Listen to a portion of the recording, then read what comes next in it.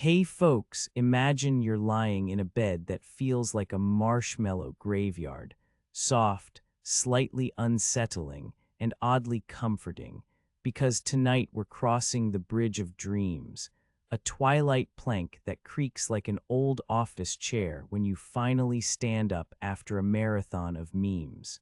Before we drift off, smash that like button if you love a good nighttime wander, and drop a comment telling me where your pillow fort is stationed. Now dim the lights, maybe grab a warm mug that smells like vanilla spiced night, and settle in as the moon paints the wooden rails with silver, while a gentle breeze whispers the scent of jasmine and distant rain, just the kind of atmospheric Wi-Fi that only your subconscious can connect to. You step onto the bridge, feeling each board under your bare feet like a soft thud in a silent library, and you hear the distant echo of a lullaby that sounds suspiciously like your favorite ringtone slowed down to a soothing hum. As you walk, the stars above flicker like the loading icons on your phone, reminding you that even the universe has buffering moments, and you can't help but wonder. Have you ever felt more awake while trying to fall asleep? Let's wander together. Let the story lull you sideways into dreamland. And don't forget to share the strangest thing you've ever imagined a bridge could say in the comments below. Under a silver-spun sky, the valley hummed like an old vinyl record left on repeat, each breeze scratching the night with the scent of pine sap and damp earth. Young Lyra, a dream weaver with hair the color of sunrise, tiptoed along the riverbank, her boots squelching in the mud like a reluctant frog. She paused when the moon, a shy celebrity in the celestial paparazzi, slipped behind a cloud and re-emerged, bathing the water in a glow that made the fish look like glittering sequins. The river sang a low, croaking lullaby, and Lyra felt a tickle of excitement, as if she'd just stumbled upon a secret level in a video game. She whispered to herself, "What if the night is just a giant bedtime story?" When the constellations clicked into place like a cosmic jigsaw, a veil of mist rolled out from the river, unveiling an ancient bridge that seemed to have been built by midnight carpenters. Its arches were draped in ivy that smelled faintly of old books and mothballs, and the stones glistened with a slick of dew that felt like cold tea on a winter's morning. The bridge appeared only when the stars aligned, a punctuality that would make a Swiss watch jealous. Lyra's heart thumped louder than a drum solo at a rock concert, and she could hear the distant echo of her own breath bouncing off the mist like a mischievous ghost. She stepped onto the first plank, which creaked under her weight as if complaining about the weight of 1,000 bedtime stories. From the other side emerged Orion, the gentle guardian, whose eyes shone like twin lanterns in a haunted carnival. He wore a robe woven from moonbeams and spider silk, and his voice smelled of fresh coffee and ancient oak, comforting yet oddly caffeinated. "Welcome, Lyra," he said, with a grin that could outshine a toothpaste commercial. "You've found the bridge of dreams, the only shortcut between Snoozeville and the realm of wild imagination." He gestured toward the river, where minnows performed a synchronized swim that looked suspiciously like a flash mob. Lyra laughed, half in awe, half because she imagined Orion as a cosmic version of a friendly bouncer at a club for sleepy heads. Orion explained that the bridge was a living conduit, a rope of starlight that tied the waking world to the realm where dragons sip espresso and unicorns file taxes.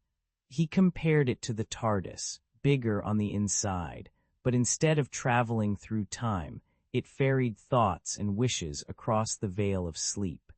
The air crackled with the faint buzz of electric fireflies, and a faint scent of cinnamon rolls drifted from the dream's side, making Lyra's stomach rumble like a disgruntled bear. He warned with a wink that not all dreams are sugar-coated. Some are as gritty as a mud-splattered battlefield, and the bridge sometimes shudders when nightmares try to hitch a ride. Lyra felt a mix of excitement and a nervous twitch, as if she'd just been handed the keys to a haunted amusement park. With a daring grin, Lyra placed her hand on the rail, feeling the cool metal pulse like a heart ready for a marathon. The bridge swayed gently, humming a lullaby that sounded suspiciously like a lullaby from a Disney movie, but with a bass line that could rattle a pirate's skull. As she crossed, the mist wrapped around her like a damp blanket, and the scent of pine turned into the sweet perfume of blooming night flowers. She arrived on the other side, where clouds floated like cotton candy and the sky glittered with ideas waiting to be plucked, and she whispered, "Time to rewrite the bedtime saga." The night sighed, the river giggled, and Orion tipped his hat, knowing Lyra would now stitch new dreams into the tapestry of the world. Lyra placed her bare feet on the first plank of the Bridge of Dreams, and the wood sang a low, amber hum under her soles. The planks glowed like fireflies caught in a jar, each pulse a soft sigh that seemed to whisper ancient lullabies. A faint scent of rain-kissed pine and old parchment swirled around her, making her nose twitch in delighted surprise. She glanced down and saw the river below, a ribbon of starlight that flickered like a neon sign in a midnight arcade, and she couldn't help but grin at the cosmic irony of it all. Before she could take a second step, a swirling fog of forgotten wishes rolled in, thick as a baker's dough and twice as sticky. It tried to tug at her sleeves with the desperate grip of a lost sock in a dryer, pulling her thoughts back toward half-remembered promises and unfulfilled cravings. The air grew cold, smelling of damp earth and stale popcorn, and Lyra felt a shiver crawl up her spine like an overexcited cat. Yet she stood firm, eyes narrowed, as the mist whispered jokes about missed deadlines and burnt toast, trying to lure her into a daydream trap. Just then, Orion, her steadfast companion with a voice smoother than a vinyl record, began to hum a tune that sounded like 1,000 wind chimes caught in a summer storm. The melody rose, threading through the fog like a golden thread, stitching a torn tapestry, and each note brushed away the gloom with the precision of a seasoned barista frothing milk. Lyra felt the song vibrate in her chest, turning her heartbeat into a drum roll for a heroic movie scene. The fog recoiled, hissing like a disgruntled dragon who'd just been told the pizza was pineapple-free. Emboldened by Orion's serenade, Lyra steadied her heart, letting its rhythm sync with the bridge's pulsing light. She lifted her arms, feeling the cool breeze kiss her cheeks, smelling the faint coppery tang of adventure, like the scent of a freshly opened treasure chest. Each step forward cracked the fog's hold, scattering it like confetti at a surprise birthday party. She chuckled at the absurdity of battling a cloud of old wishes with a song, as if she were a medieval knight armed with a karaoke microphone. When she finally reached the midway arch, the veil of dreams lifted like a curtain on a Broadway show, revealing a sky stitched with constellations that winked in approval. The bridge beneath her glowed brighter, as if the universe had turned up the dimmer switch just for her triumph. Lyra inhaled the sweet perfume of midnight blossoms, feeling the weight of the world melt into a warm, buttery feeling, like the first bite of a perfectly toasted scone. With Orion's tune still humming in the background, she stepped into the next realm, ready to write the next chapter of her legend. Lyra stepped onto the midway plank of the Bridge of Dreams, her boots splashing in a river of moonlit mist that smelled faintly of burnt cinnamon. The archway ahead shimmered like a neon sign in a 1980s arcade, promising a garden that pulsed with color. She paused, feeling the wind tug at her hair like a mischievous cat stealing a sock. A soft chime rang from the railings, as if the bridge itself whispered, "Welcome, wanderer, to the Garden of Echoes." Beyond the rail, the Garden of Echoes unfolded like a living tapestry, each dream flower glowing with a hue that rivaled sunrise over a desert oasis. The air tasted of honeyed lavender and a faint metallic tang, like the aftertaste of a forgotten battery. Bees made of pure light buzzed, their wings humming a tune reminiscent of an old vinyl record spinning on a dusty turntable. Petals unfurled with a sigh, releasing a perfume that reminded Lyra of her grandmother's attic, musty books, mothballs, and warm cinnamon rolls. Even the soil glistened, slick with dew that felt like cool slime on her bare feet. But the garden was not all pastel peace. Shadowy echoes swirled among the blossoms, each one a flickering silhouette of Lyra's past mishaps. One echo replayed the time she tripped over a stage prop and crashed into a cake, the audience's gasp turning into a chorus of crickets. Another mimicked the voice of her old coach, shouting, "You're not good enough," with the same gusto as a villain in a soap opera. Lyra's heart hammered like a drumline in a marching band, yet she couldn't help but snort at the absurdity of her own inner hecklers. The irony was thick enough to cut. Her greatest doubts were now literal wisps she could almost swat away. Summoning a grin, Lyra knelt among the dream flowers and whispered a promise to the night. "I'll water my hope, even if it means dancing in the rain of my own embarrassment." She cupped her hands, letting the cool, slightly sour dew soak into her palms, feeling the grit of tiny pebbles like crunchy cereal. As she exhaled, a golden thread of light unfurled from her fingertips, weaving through the garden like a superhero's cape. The dream flowers responded, bursting open in a cascade of fireworks that painted the sky with lavender, chartreuse, and a cheeky splash of neon pink. The once shy garden roared to life, louder than a stadium crowd, chanting the chorus of a pop anthem. With the garden now blazing brighter than a Hollywood premiere, Lyra felt her doubts dissolve into nothing more than a meme-worthy punchline. She laughed, the sound echoing like a sitcom laugh track, and realized that hope, once nurtured, could outshine any lingering shadow. The Bridge of Dreams creaked beneath her feet, urging her onward toward the next adventure, as if saying, "Next stop, the Valley of Forgotten Socks."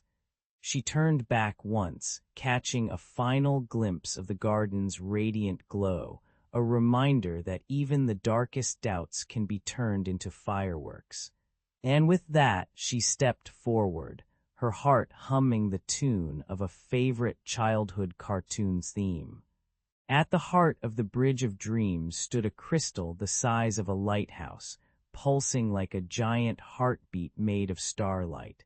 It drank in the whispers of sleeping children, the sighs of old lovers, and the giggles of mischievous sprites, turning each fragment into a kaleidoscopic glow. The air around it smelled of fresh rain on pine, and the faint, sweet tang of caramel popcorn, an aroma that made even the most hardened traveler feel oddly nostalgic. Lyra could feel the crystal's rhythm in her own chest, a steady thrum that matched the soft patter of her boots on the stone. It was as if the world itself had gathered here to hum a lullaby, and the bridge was the only stage big enough for the performance. Without warning, a black wind roared in, swirling like a busted popcorn machine spewing burnt kernels of fear across the sky. Nightmares, twisted silhouettes of broken toys, snarling shadows, and the scent of damp, moldy socks ripped through the clouds, snarling and snapping at the crystal's light. The storm crackled with a sound like 1,000 broken records, each scratch a reminder of forgotten bedtime stories gone sour. Lyra's heart hammered like a war drum, and the bridge shivered as if the stone itself were catching a cold. The crystal flickered, its glow dimming under the onslaught of dread, as if someone had turned down the volume on a favorite song. Remembering the courage she'd stitched together on earlier quests, like the time she outwitted a dragon that hoarded rubber ducks, Lyra steadied her breath and squared her shoulders.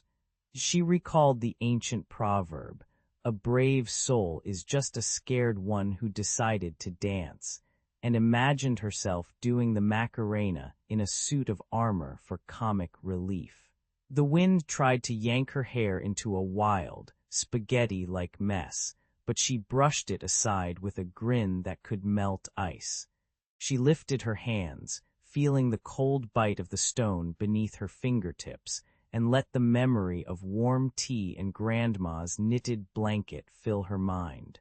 With each step toward the crystal, she gathered the tiny shards of hope she'd collected like seashells on a beach.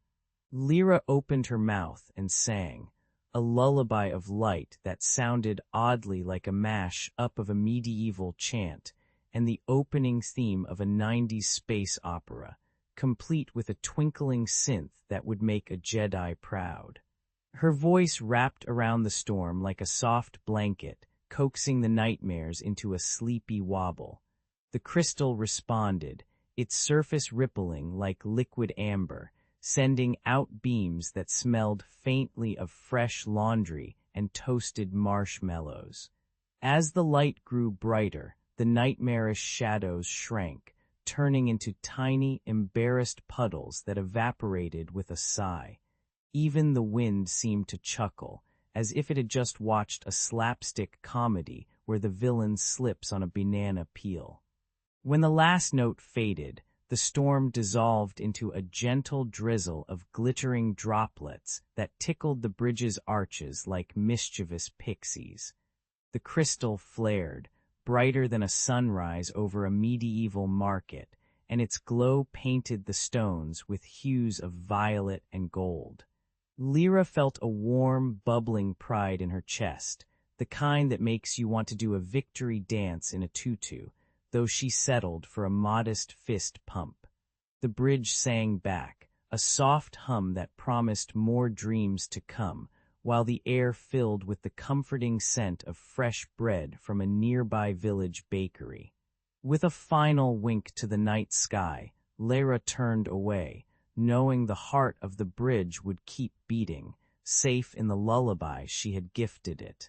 The crystal hummed a final note as Lyra slipped it back into the river's palm, and the bridge of dreams shivered like a tired cat stretching after a nap.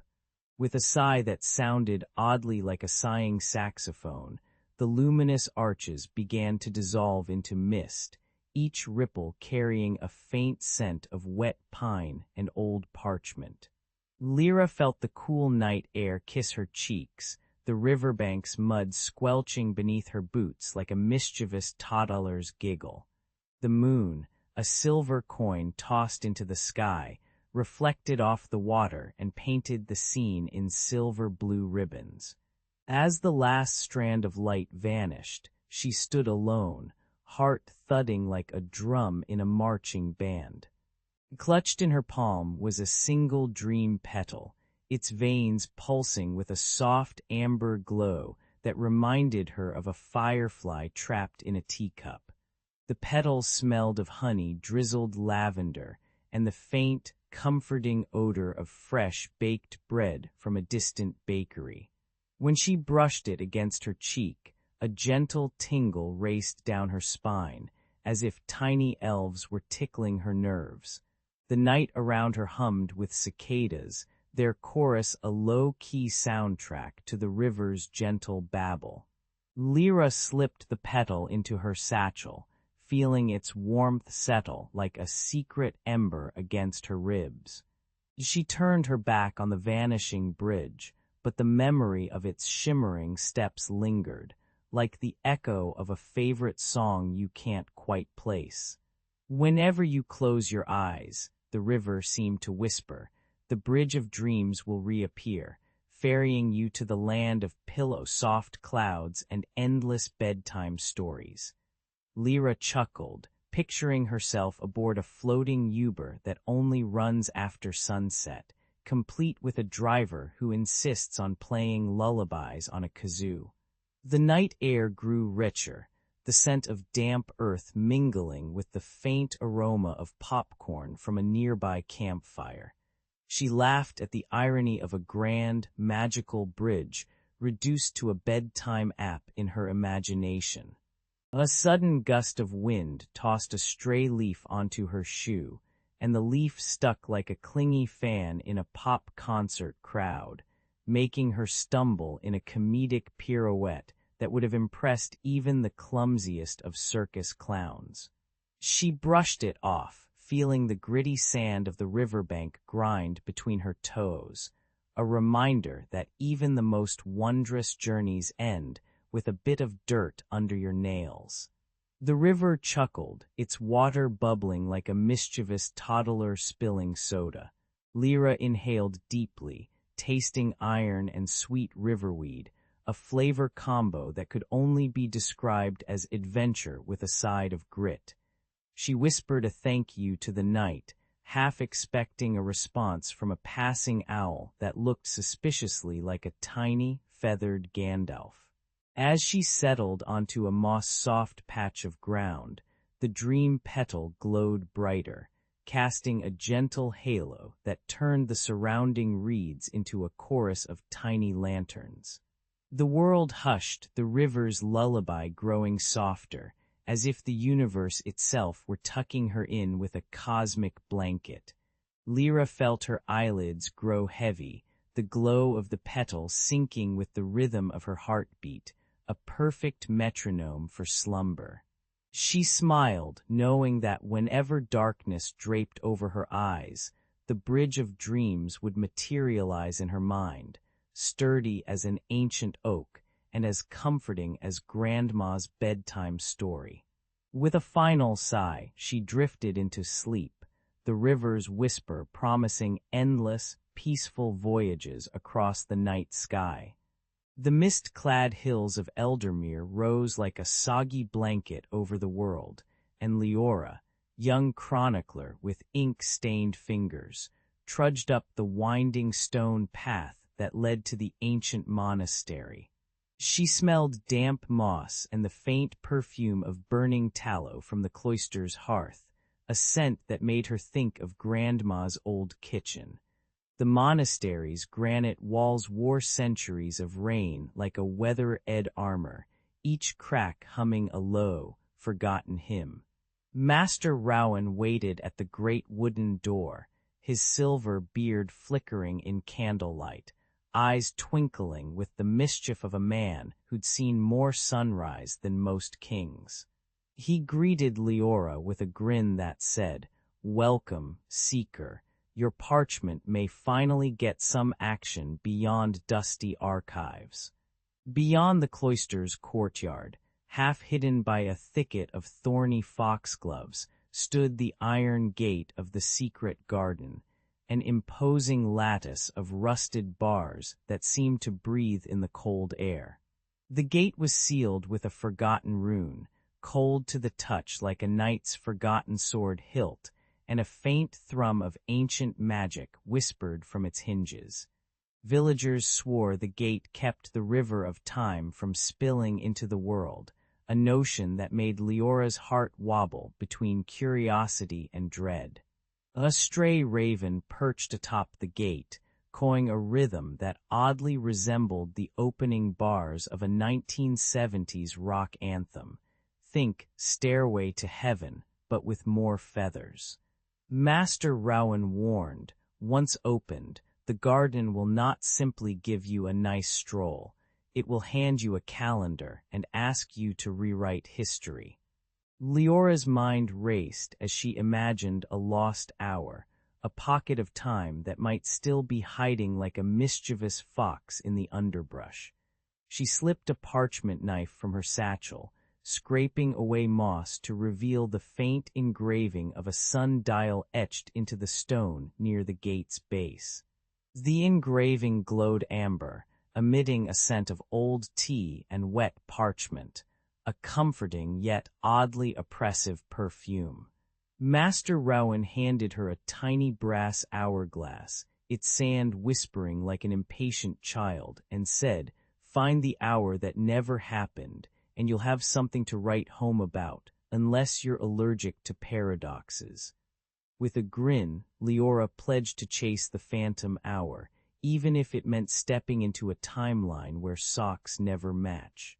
She couldn't help but picture herself as a time-traveling version of Doctor Who, minus the sonic screwdriver, and with a far more questionable fashion sense.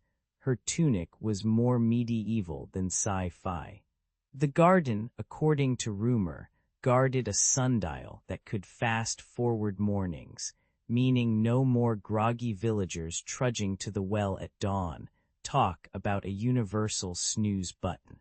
Yet irony dripped from the garden's vines like dew on a spider's web.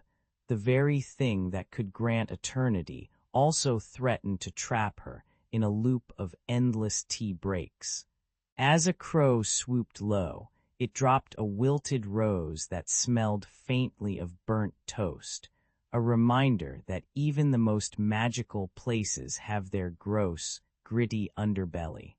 Leora laughed, realizing that history is often just a series of half-eaten cookies, crumb-laden and surprisingly sweet.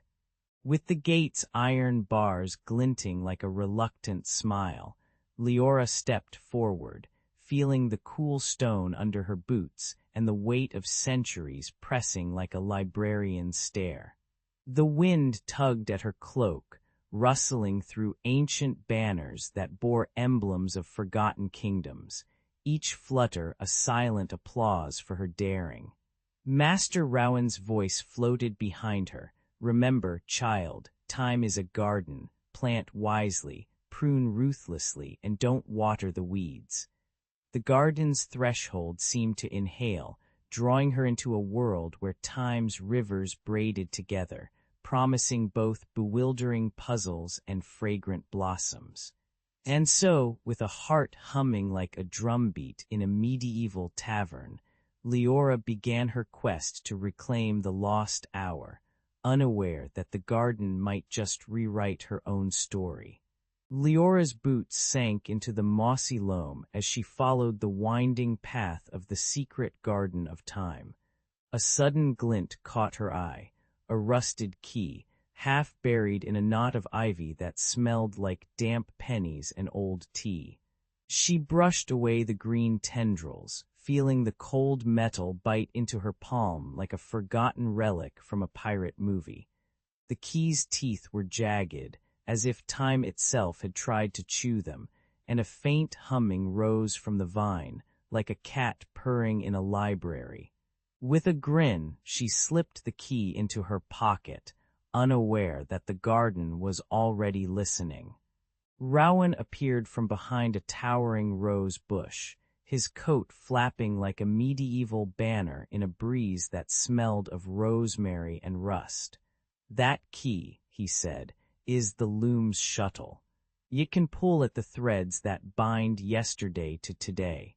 Together they approached the first tapestry, a living wall of flowering vines that unfurled scenes of a bustling market from centuries ago. As the petals opened, the air filled with clattering carts, shouted barters, and the sharp scent of spilled figs, making Leora's stomach flip like a roller coaster. Rowan chuckled, "Welcome to History 101, where the teacher never grades you on attendance." The vines, however, were not content to be passive museum pieces. They whispered, swayed, and occasionally lunged like over enthusiastic stagehands. Echoes of long-dead footsteps tripped over each other, looping the same footfall like a broken record stuck on a 90-second clip. One sentient tendril coiled around Leora's wrist, its barky voice demanding, "Remember the plague, or you shall stay forever in its shadow." She felt the garden's pulse thrum against her skin, a mixture of cold stone and warm blood, as if the earth itself were trying to rewrite her memory. With a sharp tug, she freed herself, laughing nervously. "I didn't sign up for a time-loop Netflix binge." Determined not to become a footnote in the garden's endless reel, Leora began to untangle the vines, each pull releasing a flash of candle-lit rooms, soot-blackened hearths, and the faint scent of burnt parchment. Rowan narrated each fragment, comparing a medieval banquet to a modern-day food truck festival, noting the absurdity of knights arguing over who had the better gravy.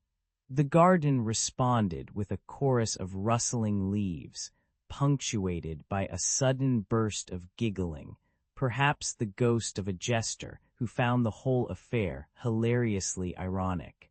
As a particularly stubborn vine tried to wrap around her ankle, it slipped on a stray drop of honeydew, sending it sprawling like a slapstick cartoon character. Leora caught her breath, feeling both the grime of centuries and the exhilarating rush of a hero in a video game side quest. At last, the final tapestry unraveled, revealing a quiet garden bench beneath a canopy of moon-silvered wisteria, where time seemed to pause and exhale. The rusted key, now glowing faintly, slipped from Leora's hand and settled into a stone slot, clicking like the final beat of a drum roll. The sentient vines bowed, their leaves shimmering with gratitude, as if they had just finished a grand performance for an audience of one. Rowan placed a hand on Leora's shoulder, whispering, "You've stitched the past into the present, but remember, the garden always keeps a spare thread for mischief." With the garden's scent of earth, rain, and distant incense lingering, Leora stepped back onto the path, feeling the weight of history lift like a well-worn cloak, ready for whatever sequel the garden might spin. The massive stone sundial loomed like a lazy giant, its bronze gnomon casting a thin, stubborn shadow across the garden's moss-laden floor. Leora brushed a strand of wind-tangled hair from her eyes, her fingertips tingling on the cool marble as she whispered the ancient rhyme that unlocked the gate. Rowan, ever the skeptic, adjusted his leather satchel and muttered something about just another tourist trap, while his boots crunched over the brittle leaves of centuries-old oaks. Above them, the sky stretched in a pale amber, promising the celestial convergence that would turn the sundial's shadow into a key. The air smelled of damp earth and faint incense, as if the garden itself were holding its breath for the moment. Without warning, a low rumble rolled in from the horizon, and black clouds gathered like a council of disgruntled aristocrats. A sudden storm burst forth, hurling sheets of rain that hissed against the stone, turning the garden's fragrant perfume into a soggy, mushroom-laden stew. The tempest's fury twisted the garden's temporal currents, and seconds stretched into minutes while minutes snapped back into seconds, like a broken film reel on fast forward. Leora felt her heartbeat race in double time, then pause, as the world flickered between sunrise and midnight in the blink of an eye. Rowan's compass spun wildly, its needle dancing like a nervous hamster, and he shouted, "We've got a time loop, folks. Welcome to Groundhog Day meets Doctor Who." Each flicker brought a new sensory assault. The scent of fresh rain collided with the metallic tang of ozone, while distant thunder sounded like a choir of disgruntled drummers. Leaves that had just rustled under a gentle breeze now crackled like dry parchment, and the garden's stone statues seemed to sigh, their stone faces aging and rejuvenating in the same heartbeat. Leora stumbled over a patch of slick moss that felt like stepping on a gelatinous pancake, her shoes squelching with every uncertain step. Rowan, clutching a dripping scroll, tried to keep his thoughts anchored, but his mind ricocheted between memories of childhood summers and the future's vague promise of coffee that never arrived. The paradoxes piled up like a stack of overdue library books, each one demanding attention before the sundial could be set right. With a grin that bordered on madness, Leora declared, "If we can survive the Renaissance, we can survive a storm that thinks it's a DJ." Rowan laughed, the sound echoing oddly, once, then twice, then not at all, as the garden's echo chamber played tricks on their ears. They seized the gnomon, its bronze surface slick with rain, and twisted it by the exact angle the old legend demanded, 3/4 of a turn, plus a pinch of hope. Just as a bolt of lightning illuminated the sky like a giant flashbulb, Rowan shouted, "Hold my beer," and steadied the sundial, his voice cracking like a vintage vinyl record. The storm seemed to pause, as if the heavens were waiting for the final cue, while a distant owl hooted a rhythm that sounded suspiciously like the opening bars of Stairway to Heaven. When the storm finally exhaled, the garden's temporal currents settled, and the sundial's shadow snapped into perfect alignment with the converging stars.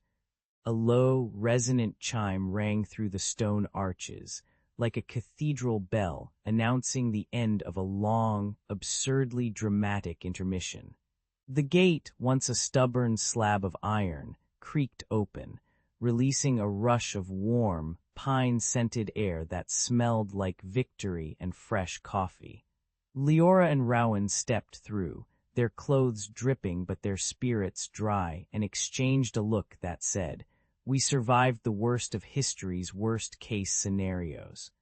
Behind them, the sundial glowed faintly, a reminder that even the most fickle of timepieces can be coaxed into cooperation with a little grit, a dash of humor, and a well-timed storm. The ancient iron gate erupted with a thunderous clang, flinging its rusted hinges like a startled rooster. As the last echo faded, the sundial at the garden's heart clicked into place, its bronze arms snapping shut with the satisfaction of a satisfied snap click on a vintage camera. A blinding white blossom unfurled from the center of the stone, its petals shimmering like polished glass and exhaling the sweet, damp perfume of rain on moss. Cradled in the flower's luminous cup lay a child, frozen mid-laugh, eyes wide as if caught in an eternal loop of a sitcom laugh track. The air hummed with a low, metallic buzz, and even the nearby ivy seemed to shiver, as if the garden itself were holding its breath. Leora stepped forward, her boots sinking into the loamy floor that smelled of earthworms and old tea leaves, and felt the weight of centuries press against her shoulders.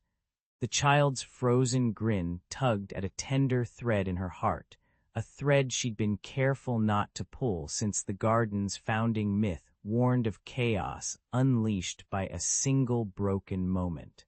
"Do I release this little-time prisoner and risk turning the garden into a cosmic sitcom rerun?" she muttered, half laughing, half weeping. Around her, the lilies whispered in a language older than Latin, their scent turning sour like expired milk when the balance tipped. The choice sat like a rusty crown on her head, glittering with promise and peril in equal measure. The garden's balance was a tapestry woven from sunrise threads, midnight shadows, and the occasional mischievous breeze that liked to rearrange the topiary like a toddler with Lego. Every petal, every beetle, even the puddles that reflected the sky, held a fraction of the hourglass that kept time from spilling into the world beyond. If Leora freed the child, the chronal current could surge, turning the tranquil pond into a chaotic whirlpool of past, present, and future. Imagine a Netflix binge that never ends. Yet to keep the child sealed meant condemning a tiny soul to a loop that smelled of stale baby powder and the metallic tang of regret. The irony was palpable. The guardian of eternity might have to become its greatest sacrificial lamb, or at least a very dramatic, self-absorbed drama queen. Leora paced, her breath fogging the cool air like a wizard's spell gone slightly wrong, and recalled the ancient oath carved into the stone: protect the hour, even if it costs the heart. She imagined herself as a medieval knight in shining armor, only her armor was a tattered cloak of moss, and her sword a pruning shears that had seen more battles than a Game of Thrones plot twist. The garden's chorus of crickets chirped an offbeat rhythm, as if mocking her indecision with a jaunty jig. A sudden gust tossed a dead leaf onto her shoe, squelching with a sound that resembled a wet sock, nature's way of saying, "Hey, make a decision already." With a wry smile, she whispered to the child, "Hang tight, kiddo, we're about to rewrite history, or at least give it a funny footnote." Summoning the courage of 1,000 forgotten storytellers, Leora reached into the blossom's glow and gently lifted the child's hand, feeling the icy shock of frozen time melt like butter on a summer grill. The garden shivered. Vines snapped, flowers burst open with a sound like popcorn popping, and the sundial's bronze hands spun wildly before settling on the exact moment of release. As the child inhaled the fresh, chaotic air, his eyes widened, and a giggle escaped, raw, unfiltered, and oddly reminiscent of a newborn baby's first laugh in a viral cat video. The garden settled into a new rhythm. It sent now a blend of triumph and the faint, lingering odor of burnt incense, a reminder that balance had been restored at a steep price. Leora felt the weight lift from her shoulders, replaced by a gentle ache, as if she'd given up a piece of herself for the sake of a world that would now spin a little faster, a little wilder, and forever remember the bloom of the eternal hour. The moon-silvered vines of the secret garden trembled as Leora slipped through the moss-slick archway, her sandals squelching in the loamy scent of damp earth and wild rosemary. A thin wisp of fog curled around a stone bench where a small, trembling child sat, clutching a cracked porcelain doll like a lifeline. The child's eyes, wide as polished amber, reflected a time that had stalled, as if the garden itself had paused mid-breath. Leora felt the weight of centuries pressing on her shoulders, yet a spark of compassion flickered brighter than a candle in a drafty chapel. She whispered a promise, her voice cracking like old parchment, that she would set the child free. Choosing compassion over caution, Leora knelt and untangled the thorny vines that bound the child's wrists, each snap echoing like a drumbeat in the quiet glade. As the last thorn fell, the garden exhaled, a sigh of wind rustling through leaves, a chorus of crickets resuming their midnight jam session.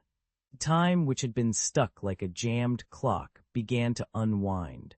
The sun's rays stretched, then retracted, painting the sky in a rapid-fire slideshow of dawn, noon, and twilight. The child's laughter cracked the stale air, bubbling up like a spring that had been clogged for ages. With the child's freedom, the garden's chronicle rewove itself, stitching torn moments back into a seamless tapestry. Now the garden blossomed into a gentle haven, its pathways lined with lavender that smelled like old books and fresh rain on cobblestones. Butterflies, sporting colors brighter than a superhero's cape, flitted past, while a mischievous squirrel performed acrobatic feats that would make a circus troupe jealous. The air hummed with the soft thrum of beetles and the occasional distant hoot of an owl that sounded suspiciously like a tired professor lecturing on entropy. Even the soil, rich with the earthy perfume of rot and new growth, seemed to smile underfoot, squishing pleasantly between Leora's toes. Travelers who later followed the hidden trail would find benches carved with cryptic verses, a reminder that kindness can reset even the most stubborn clocks. With the garden's pulse restored, Leora trotted back to the stone-clad monastery, her robes fluttering like banners in a gentle breeze.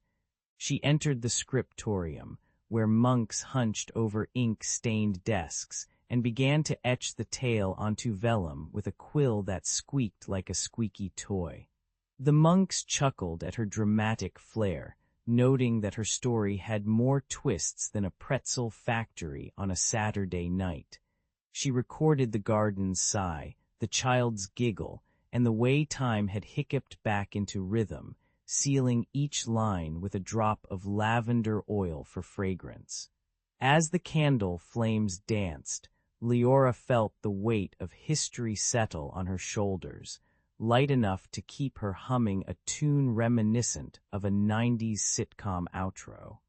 The secret garden of time, now a whispered legend, lingered in the monastery's archives like a secret password to a hidden level in an old video game. Future seekers, armed with curiosity and perhaps a snack or two, would stumble upon its moss-covered gate, feeling the same electric thrill as opening a long-lost treasure chest. The garden's legacy endured, its story rippling through generations like a stone tossed into a still pond, each ripple carrying the promise that compassion can mend even fractured timelines.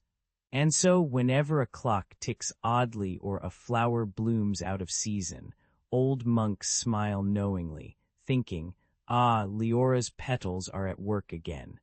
In the end, the garden remains a timeless sanctuary, where history, humor, and the scent of fresh earth dance together in an endless waltz. The valley of Eldara lay cloaked in a lazy veil of morning mist, each droplet catching the pale light like scattered pearls. At its heart rose the ancient oak, a colossal sentinel whose bark was etched with the scars of centuries, deep grooves that looked like the wrinkles of an old wizard. Villagers shuffled beneath its sprawling limbs, their boots squelching in the damp moss that smelled faintly of earth and forgotten cheese. Lanterns flickered, casting amber halos that danced on the leaves, while the wind whispered through the branches like a gossiping grandmother. Tonight, the oak seemed to hold its breath, waiting for the story that would soon stir its roots. Among the crowd, a wiry child named Lena bounced on her heels, eyes as bright as fireflies trapped in a jar.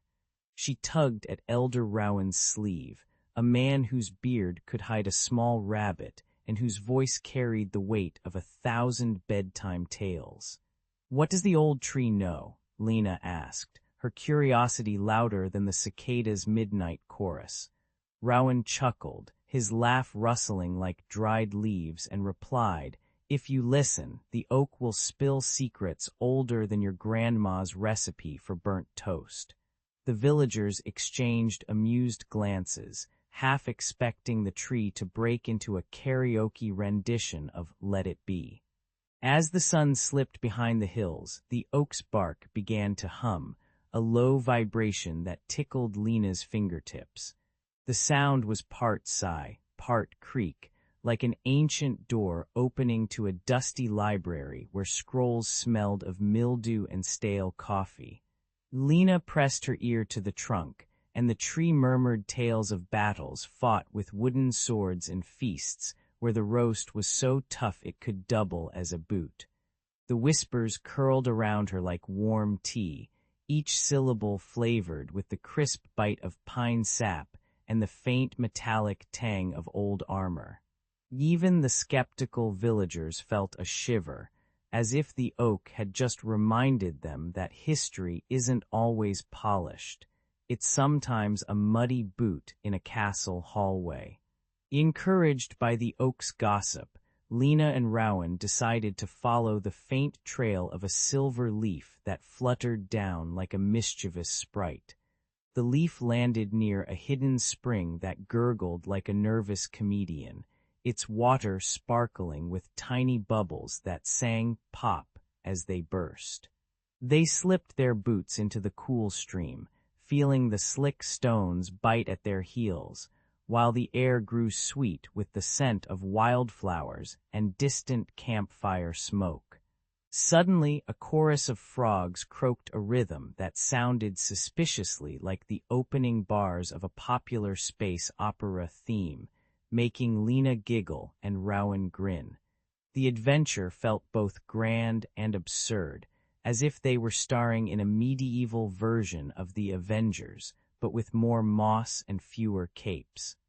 By the time the moon rose, silver and solemn, the oak's whispers settled into a gentle lull, promising more mysteries for the next night. Lina, cheeks flushed with excitement, thanked the tree with a polite thank you that sounded like a shy squirrel. Elder Rowan tipped his hat, his eyes twinkling like stars that had once been fireflies trapped in glass. The villagers dispersed, their footsteps leaving soft imprints in the dewy grass, each carrying a secret seed of legend in their hearts. And so, beneath the ancient bark, the legend began to sprout, ready to grow into a story that would one day be told to grandchildren who still believe trees can talk. The amber light of dusk draped the valley as the ancient oak stretched its gnarled limbs toward the bruised sky. Its roots, thick as a dwarf's beard, trembled with a low, growling murmur that seemed to echo from the earth's belly. In the village square, Lena paused mid-step, feeling the vibration tickle the soles of her worn sandals. A faint, pleading sigh slipped through the rustling leaves, like a ghostly text from a forgotten messenger. The old women swore the oak was speaking, and the children giggled that the tree must be auditioning for a role in the Lord of the Rings sequel. The rumble grew louder, a guttural bass that mingled with the crackle of dry leaves and the sour smell of damp moss. It carried a warning. The neighboring hillfolk tribe was sharpening their spears, their war drums beating a rhythm that sounded suspiciously like a heavy metal concert. Shadows of smoke rose from the distant ridge, staining the horizon with a greasy, burnt orange hue. The wind tossed pine needles into Lena's hair, each prick a tiny reminder that peace was as fragile as a moth's wing. Even the village dog, a scrappy mutt named Brutus, growled at the wind as if it were an unwelcome guest at a dinner party. Lena pressed her ear against the bark, and the oak's voice, deep, rumbling, and oddly sarcastic, muttered, again with the humans. She imagined the tree wearing a tiny monocle, judging the petty squabbles of mortals like a grumpy librarian. The plea grew clearer. Listen, child, the soil remembers blood, the roots remember betrayal. She brushed a smear of pine sap from her cheek, feeling the sticky reminder of nature's stubborn grip. With a grin, she whispered back, "Don't worry, old friend. I'll tell the council you're not just a decorative prop for Instagram." The council gathered around a crackling fire, its flames licking the night like mischievous tongues. Elder Marn, who had once survived a raid by pretending to be a tree, complete with bark costume, cautiously weighed the oak's omen against the hillfolk's demands for more hunting grounds. Some villagers, eyes wide as saucers, argued that the oak was merely jealous of their fresh apple pies, while others recalled the ancient proverb, "When the oak shivers, the earth trembles." A nervous youth suggested sending a diplomatic envoy bearing honeycakes, noting that sweet treats work better than swords, just ask any sitcom hero. The irony was palpable. They were about to decide the fate of a war by listening to a tree that probably knew more gossip than the village gossip monger. As the night deepened, Lena stepped forward, feeling the cool bite of the wind and the faint metallic tang of impending conflict on her tongue. She raised her hands, letting the oak's leaves flutter like applause, and declared that they would heed the warning and seek a truce before blood stained the soil. The council murmured approval, though a few skeptics muttered that trusting a tree was as risky as trusting a cat to guard a fish market.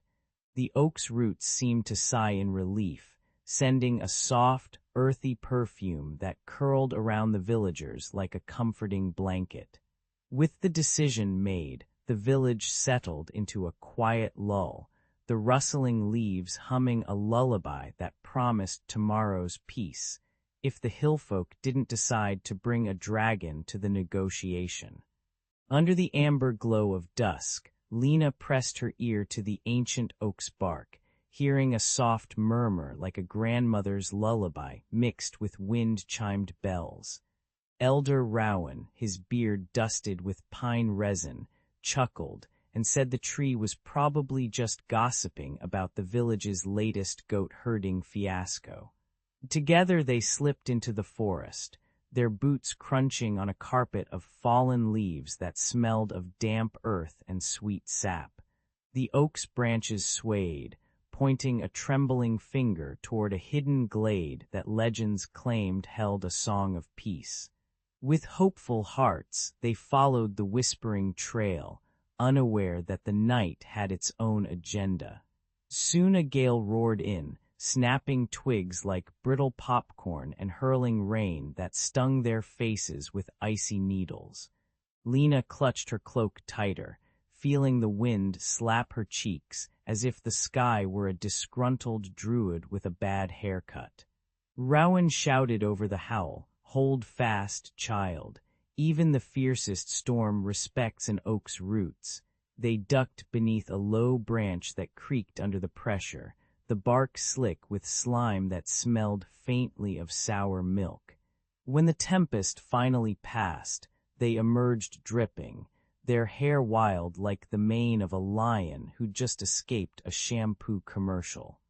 Just as they caught their breath, a flicker of emerald light darted between the trunks, a sprite half imp, half glitter, humming a tune that sounded suspiciously like a tick-tock remix of a medieval chant.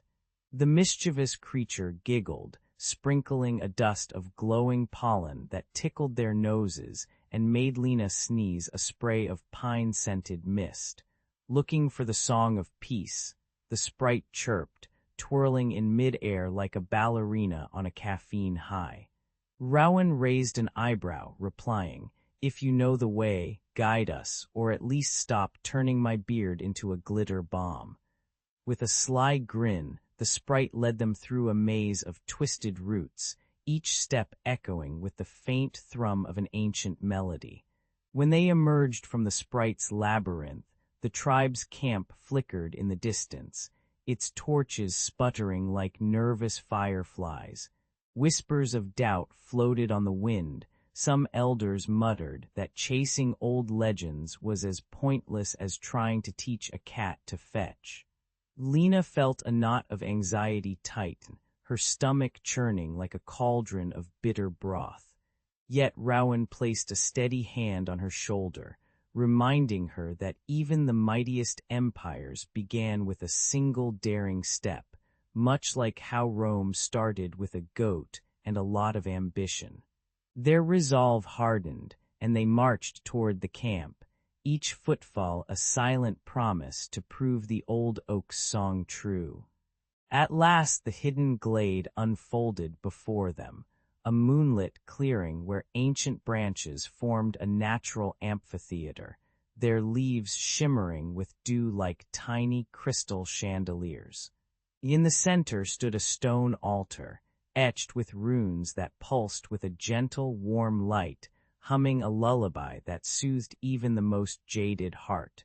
Lena inhaled the sweet perfume of night blossoms, feeling the song seep into her bones, knitting together the frayed threads of fear and hope. Rowan closed his eyes, letting the melody wash over him, remembering his youth when he thought dragons were real and bedtime stories were battles. As the final note lingered, the wind carried the tune back to the tribe, turning doubts into quiet smiles and proving that the oak's whispers were indeed a timeless chorus of hope. The sun had barely slipped behind the jagged peaks when the thunderous drums of the rival tribe echoed across the valley. Their banners, stitched with snarling wolves, fluttered like angry seagulls over the misty gorge. As they crossed the stone bridge, the sky cracked open, spilling cold rain that smelled of iron and pine sap. The ancient oak, dormant for centuries, shivered as its bark cracked like an old vinyl record skipping. Leaves rustled, whispering a warning that even the wind seemed to hear. The storm roared, hurling sheets of rain that drenched the warriors' leather boots and turned the river into a frothy, chocolate-brown churn. Lightning laced the clouds, painting the faces of the combatants with a strobe light glow that would make a rave DJ jealous. Fear gnawed at the hearts of both sides, as mud squelched between their toes and the scent of wet earth mingled with the acrid bite of fear.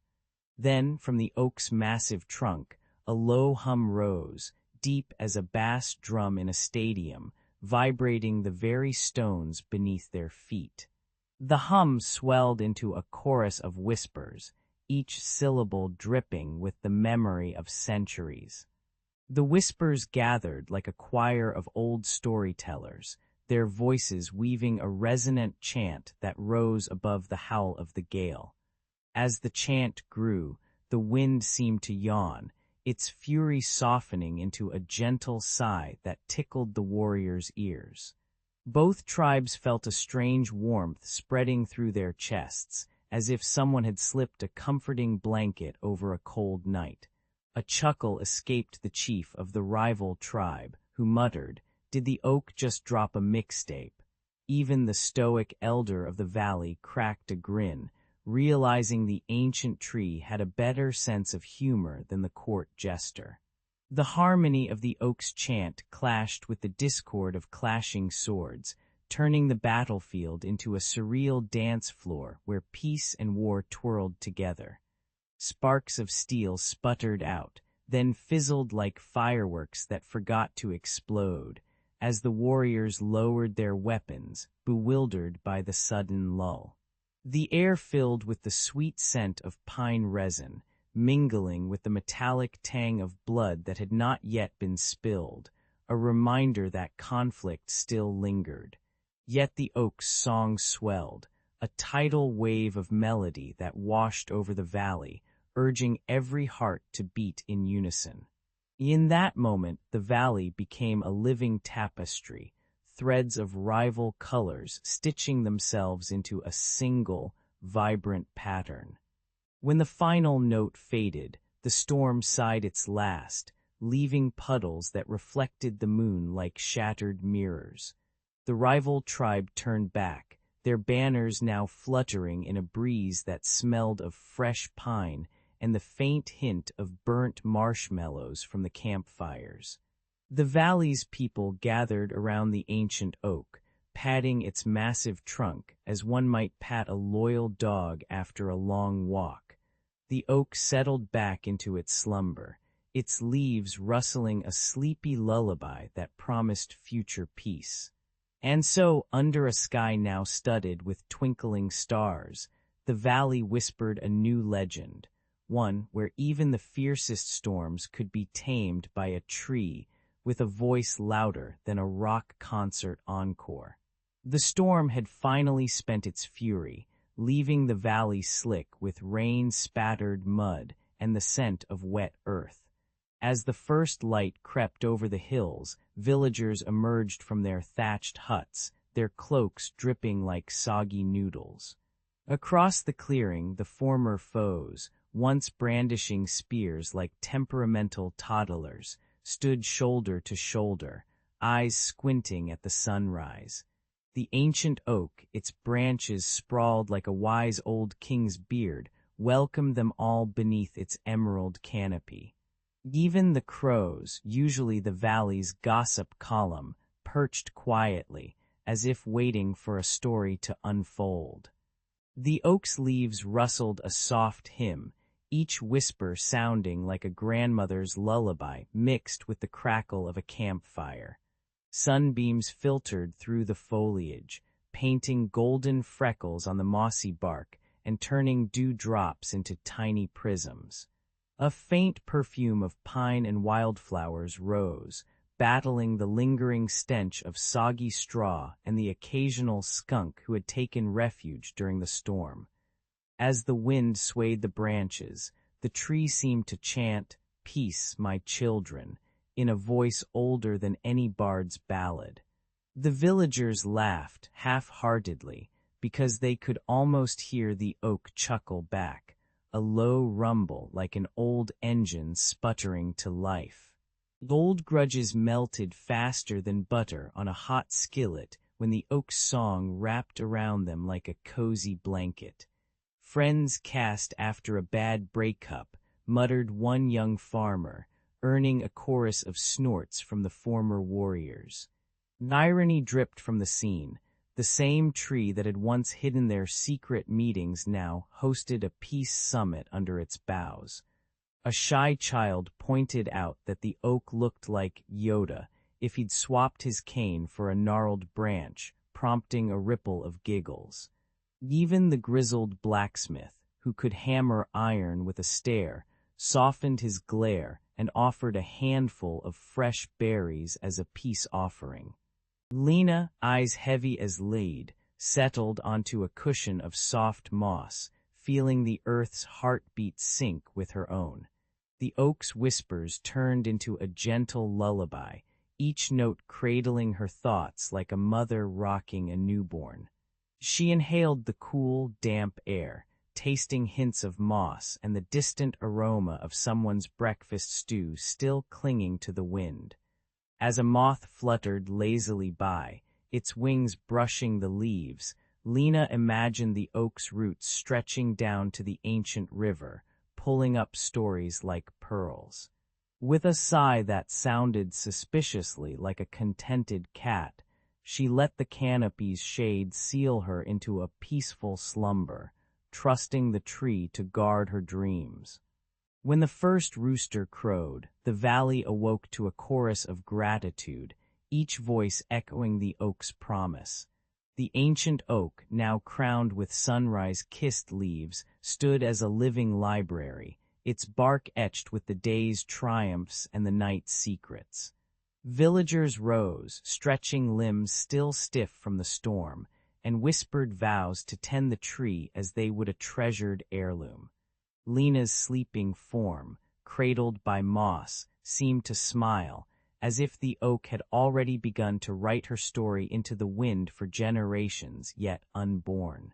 And so, beneath the sprawling canopy, the valley's history breathed anew, a lullaby of unity that would hum forever, even when the world turned its pages to the next chapter. The valley of Jianshan lay draped in a ghost-white veil, the mist rolling like a lazy dragon over jagged cliffs. Early morning chill nipped at Li Wei's cheeks, and the scent of damp pine mingled with the sour tang of distant river mud.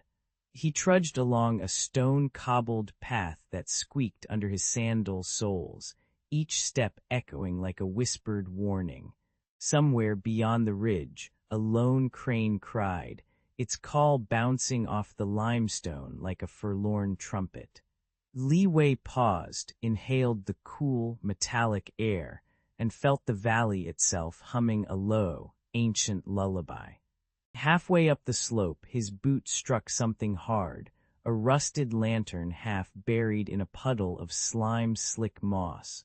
The metal was pitted and speckled with greenish crust, yet it still clung to a faint glow, as if a stubborn ember refused to die. Carved on its belly were runes that looked like a toddler's doodles crossed with a cryptic code, each line shimmering faintly when the mist brushed it. A sour, iron-rich odor rose from the lantern, mixing with the earthy perfume of wet roots and the distant stench of goat dung. Li Wei's fingers tingled as he lifted the lantern, and the ember inside flickered, whispering a sound that resembled a sigh caught in a bamboo flute. He stared at the lantern as if it were a relic from a lost episode of Ancient Aliens, half expecting a holographic professor to pop out and explain the order of the lost legends. Instead, the rusted beast croaked a low chuckle, as if mocking his scholarly pretensions. Li Wei chuckled too, wiping a smear of moss from his spectacles, and muttered, "Great, now I'm the protagonist in a historical tick-tock trend number lantern find." The irony wasn't lost on him. A scholar obsessed with dusty scrolls, now chasing a glowing tin can in a foggy valley. Yet the curiosity sparked in his chest burned brighter than the lantern's ember, urging him to dig deeper into the mystery. He brushed away the last cling of moss, revealing a faint emblem, a stylized phoenix entwined with a dragon, the sigil of the Order of the Lost Legends, a brotherhood rumored to guard stories older than the Great Wall. The runes, when traced with his thumb, felt warm, like the lingering heat of a summer tea kettle left too long on the stove. Li Wei imagined cloaked monks chanting in the night, their voices weaving into the wind, each word a thread stitching history back together. The lantern's whisper grew louder, now sounding like a secret shared over a cup of fermented rice wine at a tavern, half warning, half invitation. He could almost hear the ember sigh, "Follow me," or "Stay," forever a footnote in a dusty archive, and the absurdity of that choice made him grin despite the chill. With a determined grin, Li Wei slipped the lantern into his satchel, feeling the weight of centuries settle against his back like a stubborn backpack. The mist seemed to part just enough to reveal a narrow trail, as if the valley itself nudged him forward with a conspiratorial wink. He set off, his heart beating in sync with the lantern's flicker, each step stirring up the scent of wet stone and distant incense. The valley's shadows danced, and somewhere far off, a distant bell tolled, echoing the ember's whisper through the ages. As the sun began to pierce the fog, Li Wei whispered back to the lantern, "Lead on, old friend. Let's rewrite a legend or two before the night gets any weirder." The sun rose like a molten coin over the Gobi, spilling amber across the dunes, as Li Wei tightened his satchel and stared down the endless ribbon of sand. He had been summoned by Aisha, the caravan master whose reputation for outwitting bandits was as sharp as her scimitar.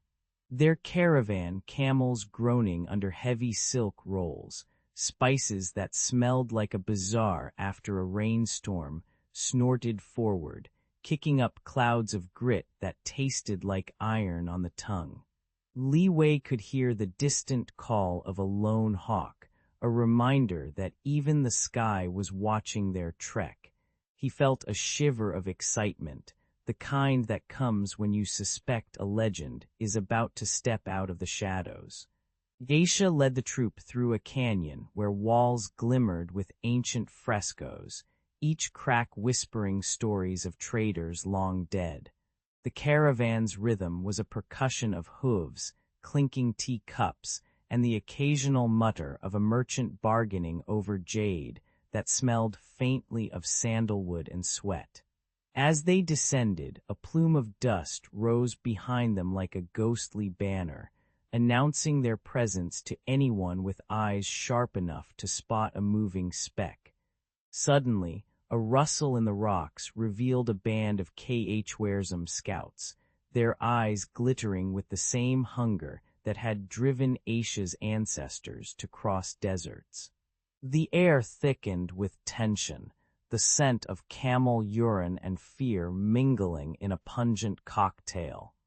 The scouts demanded the lantern, a relic said to illuminate hidden histories, a glowing compass for the curious and the greedy alike. Aisha laughed, a short bark that echoed off the canyon walls, and brandished a jeweled dagger as if it were a lightsaber from a distant galaxy. "You think a lantern can rewrite the past," she snarled, her voice cutting through the heat like a blade. Li Wei stepped forward, feeling the weight of the lantern's brass frame humming against his chest, its faint glow flickering like a shy firefly. The rival faction's leader, a scarred man named Barak, sneered, his beard tangled with sand, and whispered, "We'll see whose history shines brighter." A brief skirmish erupted, camels slipping on the slick sand as hooves clanged against metal, and the caravan's cook, an elderly woman who could fry an egg on a stone, shouted, "Hold your swords, you're ruining my stew." The absurdity of fighting over a lantern that supposedly reveals secrets felt like a scene from a Netflix binge watch of historical drama meets superhero flick. Even the desert seemed to chuckle, sending a gust that scattered a tumbleweed into the fray like a mischievous extra. Li Wei ducked a swinging sword, his heart drumming a rhythm that matched the caravan's drums, and thought of the ancient poets who wrote about lanterns guiding lost souls. Only now, the lantern might guide a bunch of sweaty, sand-covered adventurers. In the chaos, a stray camel let out a thunderous belch, startling Barak and causing him to drop his spear, which landed with a comedic clank next to a sack of dried figs. When the dust settled, Aisha stood tall, lantern cradled in her arms, its light now steady, casting long shadows that danced like ancient storytellers on the canyon walls. Li Wei felt the lantern's glow seep into his skin, a warm pulse that seemed to whisper forgotten verses of traders who once bargained with silk and silkier secrets. The rival faction retreated, muttering about cursed relics and promising revenge, perhaps over a cup of fermented mare's milk. As the caravan resumed its trek, the wind carried the faint scent of incense and the distant echo of a lute, promising that the road ahead would be as treacherous as it was wondrous. Li Wei smiled, realizing that the real power of the lantern was not just to reveal hidden histories, but to ignite the daring hearts of those brave enough to chase them. The cracked stone steps of the Temple of Echoes loomed like a tired dinosaur, its moss-clad columns sighing in the humid dusk. Maya and Jack slipped past the rusted iron gates, the smell of damp earth and ancient incense curling around their boots like an over-enthusiastic hug. Their lantern flickered, casting a nervous amber glow that danced on the bas-reliefs of long-forgotten heroes, each carving looking more like a bad Instagram filter than a tribute.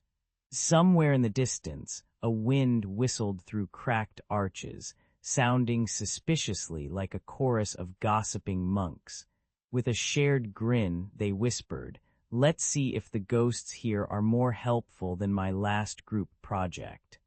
Inside the vaulted hall, a stone tablet rose from the floor, its surface etched with riddles that smelled faintly of mildew and old tea. I speak without a mouth, hear without ears, and answer when you're lost, it intoned, the words echoing like a lazy echo in a canyon of boredom.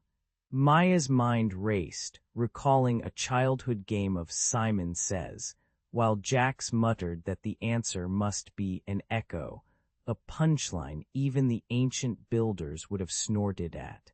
When they spoke the word aloud, the floor trembled, revealing a hidden staircase that spiraled down like a hamster wheel on a caffeine binge.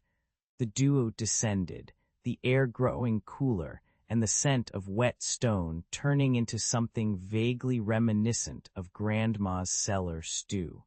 At the bottom, a translucent figure hovered, its eyes twin lanterns of sorrow that flickered like a 90s TV with bad reception. The restless guardian spirit introduced itself as Cairo, the temple's former keeper, who had been cursed to guard riddles longer than his favorite sitcom ran. Cairo's voice crackled with static, demanding proof of worthiness while occasionally slipping into a sarcastic, "Did you really think I'd let you waltz in without a dance-off?" Maya offered a polished coin she'd found in a river, and Jax presented a half-eaten granola bar, both gestures earning a reluctant nod from the ethereal warden.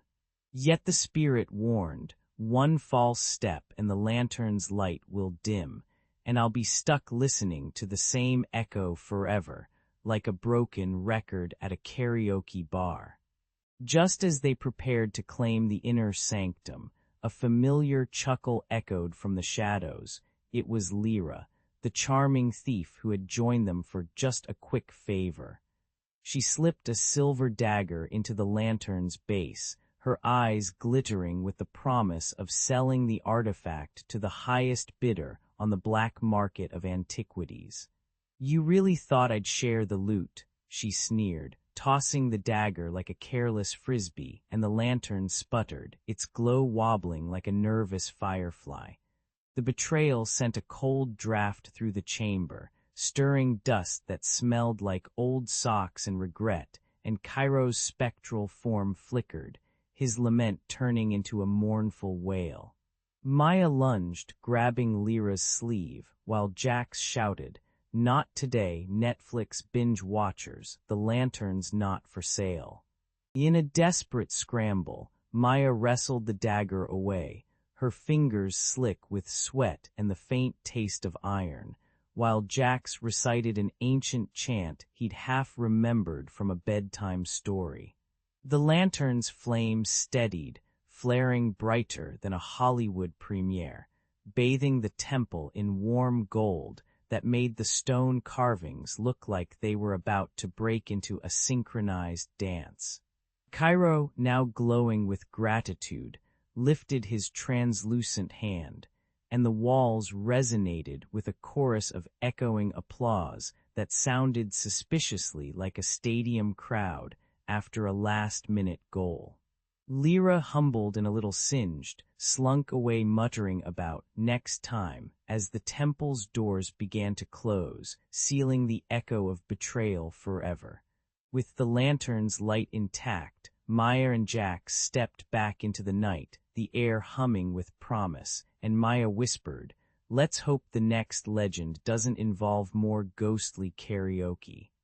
The ancient stone corridors of the sunken temple smelled of damp earth and old incense, like a forgotten bakery that had been closed since the Han Dynasty. Li Wei slipped past moss-clogged torches, his sandals squeaking on the slick marble as if the floor itself were trying to gossip. Shadows danced on cracked murals, each figure frozen in a pose that suggested they'd just heard a joke about a dragon's dental plan. He reached the heart of the shrine, where a pedestal cradled a lantern older than the Great Wall, its glass clouded with centuries of size. With a grin that could rival a mischievous fox, he brushed away the grime, ready to coax the beast of light from its slumber. Li Wei struck a flint, and the lantern flared to life, spilling a river of golden fire that painted the walls in a kaleidoscope of memory. The light didn't just illuminate, it sang, a chorus of whispered voices that rose like a choir of restless ancestors humming the theme from Game of Thrones.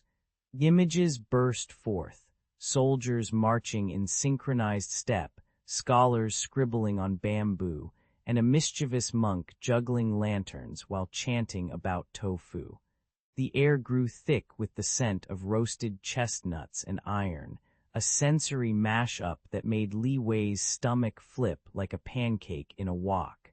Each flash of illumination peeled back another layer of time, as if the temple itself were a giant Instagram filter for history.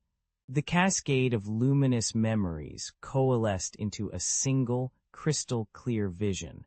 The lost legends were never weapons, but a map of compassion, a ledger of forgotten deeds that could heal a fractured empire. He saw a pact sealed between rival clans, their blood inked on parchment that glowed like neon, promising to share harvests during famine. The legends, once thought to be cursed relics, turned out to be a diplomatic cheat sheet, a cheat code for peace hidden in plain sight. Irony dripped from the revelation like rain on a tin roof. Those who hunted the lantern for power were actually chasing a centuries-old peace treaty. Li Wei's heart thumped like a drum in a festival, realizing he held the ultimate spoiler alert for his foes. The antagonists, a cadre of swaggering warlords led by General Huo, burst into the chamber, their armor clanking like a bad karaoke band. Their eyes widened at the lantern's glow, then narrowed as they recognized the truth they'd been denied, sparking a desperate scramble for control. Swords sang, shields cracked, and a stray cat, apparently the temple's resident mascot, yowled in protest, adding a soundtrack of chaos. Li Wei ducked a thrust, rolled over a puddle of stale incense oil, and tossed a handful of ancient scrolls at the warlords, who slipped like toddlers on a banana peel. The clash felt like a mash-up of The Matrix, Bullet Time, and a slapstick silent film, with each blow echoing the absurdity of fighting over a glowing bedtime story. When the dust settled, the lantern's flame dimmed to a soft ember, casting a warm glow that felt like a grandmother's hug after a long journey. The warlords, humbled and covered in soot, slumped to their knees, muttering apologies that sounded more like a bad karaoke rendition of Sorry by Justin Bieber. Li Wei knelt beside the lantern, whispering a promise to safeguard the map of compassion for generations yet unborn. The temple exhaled a sigh, releasing a faint perfume of jasmine and old paper, as if the very stones were relieved to finally rest. As he stepped back into the moonlit night, Li Wei felt the weight of history lift, knowing that the flare of the forgotten had lit a new chapter, one where legends are remembered not for their power, but for the kindness they once carried. The cracked road home stretched like a tired dragon, its dust swirling around Li Wei's boots as the lantern's amber glow flickered against the twilight. Aisha clutched the lantern's brass handle, feeling the warm hum that soothed the restless spirits still clinging to the wind like gossiping sparrows. As they passed the village gate, the scent of simmering millet porridge mingled with the faint perfume of incense, coaxing the night's chill into a reluctant retreat. Even the old stone statues seemed to straighten their stone backs, as if relieved that the cursed whispers had finally been hushed. The pair laughed half-heartedly at the thought that a single lantern could outshout a legion of angry ghosts, like a karaoke night gone terribly right. The town square erupted in a chorus of claps and bewildered murmurs when Li Wei lifted the lantern high, its light spilling like liquid gold over the cobblestones. He began to recount the legends they had rescued, tales of a moon-kissed jade dragon, a mischievous fox that stole the emperor's socks, and a forgotten queen who sang to the river to keep floods at bay. Children perched on barrels, eyes wide as saucers, while the elders sniffed the air, catching the faint, metallic tang of ancient ink that seemed to rise from the lantern's flame. Yeisha added a dramatic pause, then whispered that the lantern had once been a pirate's compass, prompting a burst of laughter that echoed off the market stalls. The crowd's excitement crackled louder than the lantern's wick, turning the evening into a living tapestry of myth and merriment. With each legend spoken, the lantern's glow steadied, casting long shadows that danced like disciplined soldiers across the walls of the tea house. The elders, who had spent decades fearing the night's phantom wails, now leaned forward, inhaling the sweet scent of jasmine tea mingled with the faint, earthy aroma of fresh rain on stone. Li Wei declared that the lantern would be placed in the central shrine, its flame feeding the collective memory of the village like a communal Wi-Fi router for stories. A ripple of irony slipped through the crowd, how a relic once feared for its power would now serve as a humble nightlight for bedtime tales. The night air grew thick with the perfume of blooming night flowers, sealing the lantern's promise of peace in a fragrant, almost conspiratorial hug. As the lantern settled into its new perch, a teenage shepherd named Jun, who idolized the Lone Ranger from a dusty old holo film, shouted, "May the Force be with our legends," causing a chorus of chuckles that bounced off the wooden beams. The village baker, never one to miss a joke, offered the lantern a slice of honey-glazed bao, insisting that even spirits appreciate carbs. A stray cat, attracted by the warm glow, hopped onto the lantern's base, its tail flicking like a metronome, and promptly claimed the role of official guardian of the glow.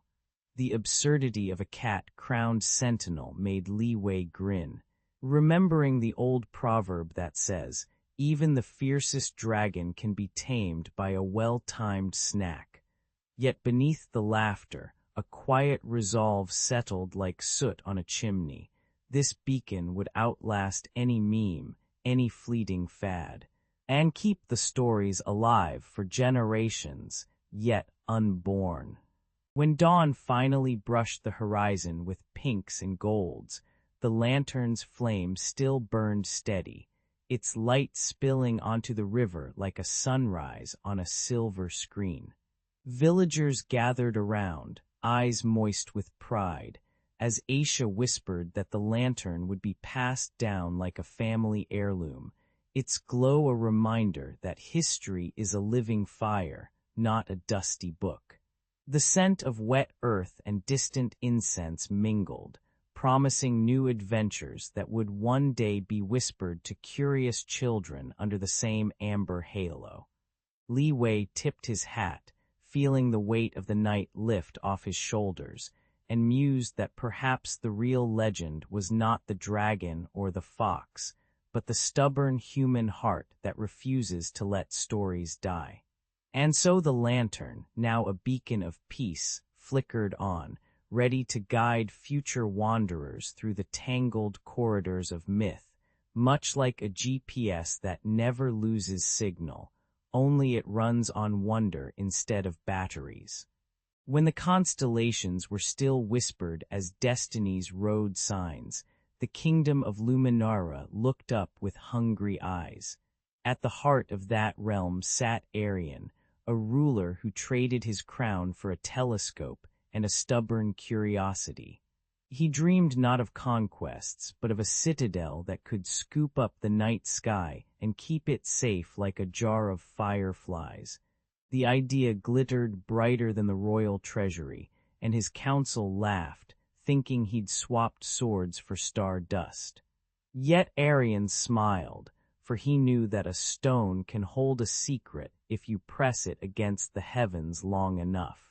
He sent ravens to the master stonemason, a burly man named Bron who could split a boulder with a single grin.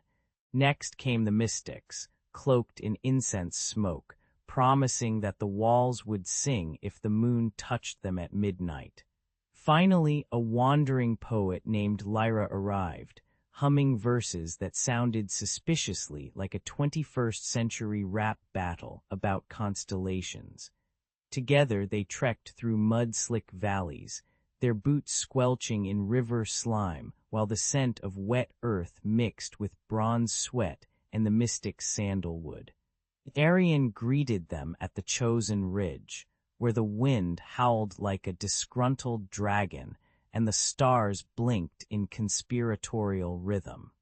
The first stone was a massive slab of limestone, cold as a dragon's breath, and it thudded into the earth with a sound that echoed like a gong in a tavern. Bron chanted a crude rhyme about strength while hammering, and the mystics whispered prayers that smelled of frankincense and old cheese. Lyra, never one to stay silent, recited a line about building a Wi-Fi tower for the gods, earning a snort from the king. As the walls rose, dust rose like a phantom cloud, coating everyone in a gritty veil that made their eyes water and their throats taste of limestone. By sunset, the foundation glowed faintly amber, reflecting the last rays and promising a future where scholars could study the cosmos without having to climb a tree. Inside the budding courtyard, Arion placed a polished bronze telescope, its lenses as clear as a newborn's cry. He declared the Castle of Stars a sanctuary for peace, where rival kingdoms could gather to chart the heavens instead of plotting raids. The mystics set up an altar of crystal that caught moonlight and turned it into a soft, humming lullaby that made even the toughest soldiers weep like toddlers. The stonemasons carved runes of unity into the walls, each groove feeling like a fingerprint of cooperation under the hammer's rhythm. The poet, perched on a broken column, sang a ballad that likened the castle to a giant Lego set built by gods with a mischievous sense of humor.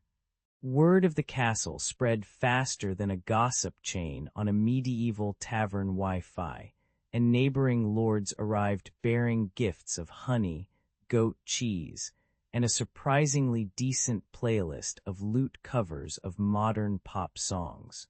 They marveled at the scent of fresh mortar mingling with the sharp tang of night air, and some even tried to sneak a peek at the telescope, only to be startled by a sudden owl screech that sounded like a badly tuned kazoo. Arion welcomed them with a grin, reminding them that the only battles worth fighting are those against ignorance, not each other. As the first night fell, the castle's towers caught starlight, scattering it across the courtyard like glitter on a wedding cake, and the assembled crowd laughed, cried, and debated whether Orion looked better in a cape or a hoodie. And so, under a sky that still whispered destiny, the foundations of light were laid, proof that even kings can be dreamers, and that sometimes building a castle is just the universe's way of saying, let's get together and watch the fireworks. The stone masons raised the first stone of the Castle of Stars as if they were laying the ribs of a sleeping dragon. Sweat slicked their foreheads, and the clang of hammers sang a rhythm louder than a tavern lute. One day a glint caught the foreman's eye, a chunk of meteorite ore, black as midnight coffee, pulsing with a faint inner fire that seemed to hum like a distant engine. The ore's surface was speckled with tiny, ember-like veins that whispered of distant heavens. Word spread faster than gossip about a royal scandal, and the whole crew gathered around the glowing rock, eyes wide with both awe and hunger.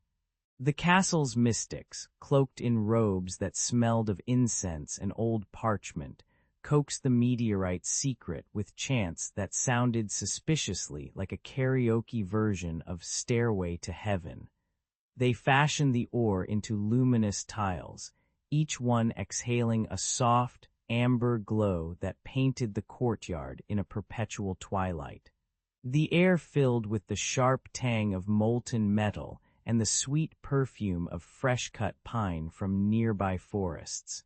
When the first tile was set, the night seemed to hold its breath, then burst into applause of crickets and distant wolves. The townsfolk swore the stones could guide lost sailors home, though the only thing they guided was the occasional drunk stumbling into the courtyard at dawn.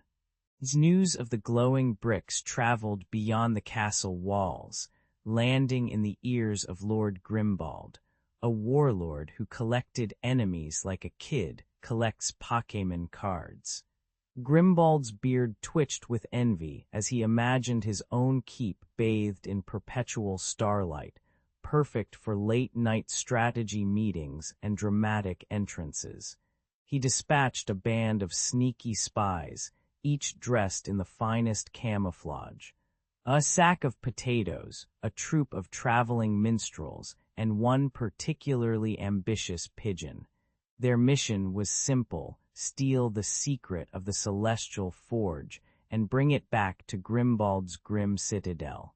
Little did they know that stealing a secret from a castle built on starlight was about as easy as stealing moonbeams with a butter knife. The spies arrived under a moon that looked suspiciously like the one on a vintage superhero poster, trying to blend in with the night. One disguised as a minstrel tried to charm the mystics with a lute, but his strings snapped, producing a sound that resembled a cat in a blender, sending the mystics scattering. Another, the potato-costumed infiltrator, slipped on a puddle of molten glaze and rolled straight into the forge, emerging covered in glittering ash like a failed fireworks show.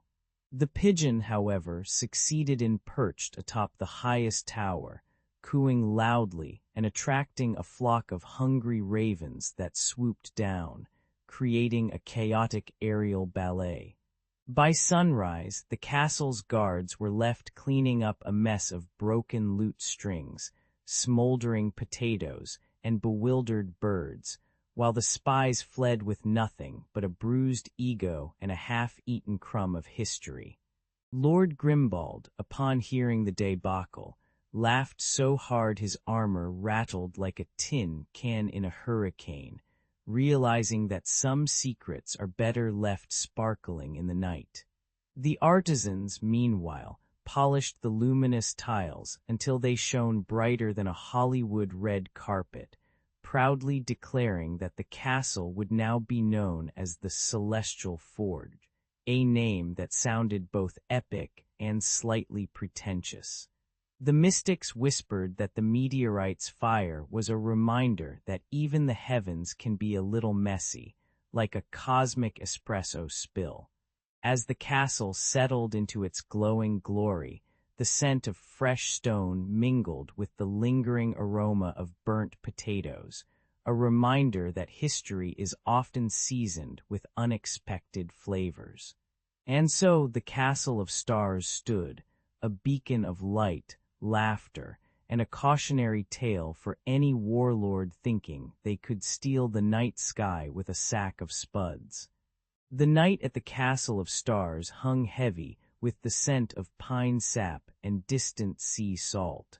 From the high observatory, Arian watched the moonlight dance on the polished brass of the great telescope. Suddenly a shadow slipped through the marble arches, two of his own spies, eyes glittering like stolen constellations. They slipped a jagged fragment of the meteorite into a leather satchel, its surface pulsing with a faint, otherworldly hum.